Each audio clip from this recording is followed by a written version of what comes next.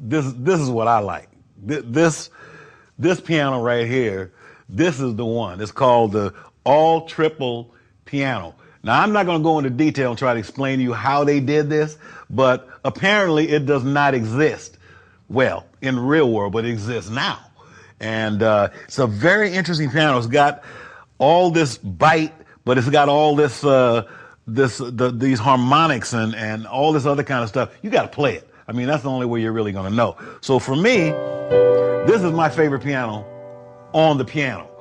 You know, matter of fact, they might as well just call this the Dookie piano. So this gives you the bite if you want, but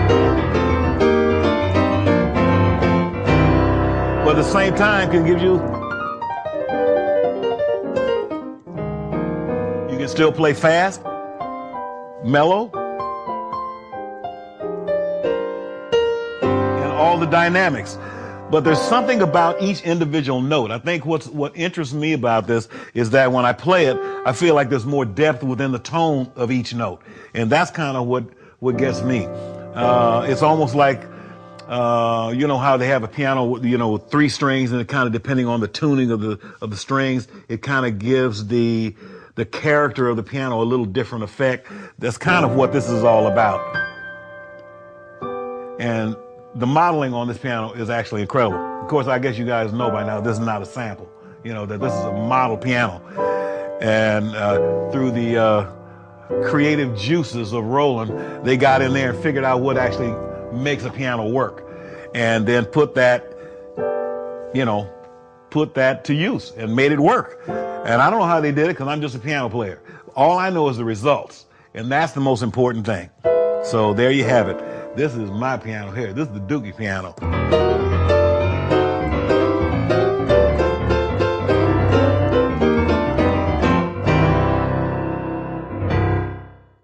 There's another patch on here called Triple Mellow, which I think for film composers might become useful just because a lot of times in films, you know, you're subject to whatever the subject matter you're dealing with in the film or the particular scene that you're dealing with. And sometimes you need a really mellow kind of piano sound, and that's already built in here, where if you need to play a single note and something that's real soft, or even if it's an eerie scene where you go,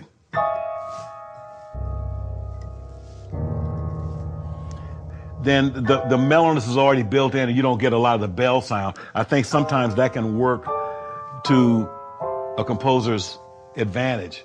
You know, there's other, personally, I like to kind of create it on my own based on a real piano and just let me control the dynamics. But if you want to deal with that, if you're not a pianist, you don't have that kind of technique or control, this gives you the possibility for you just to walk in there and say, hey, I got a mellow tone, you know, in a mellow tone. How about that? So that's what it got.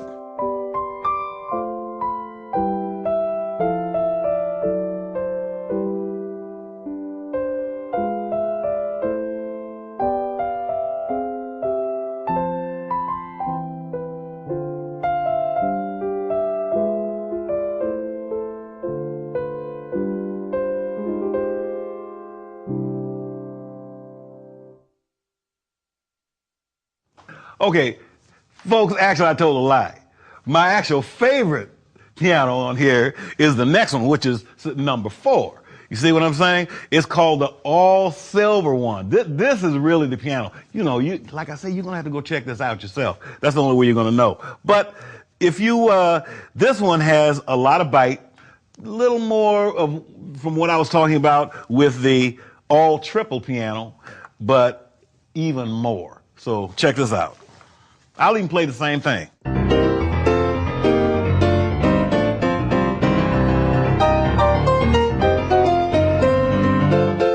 You get soft.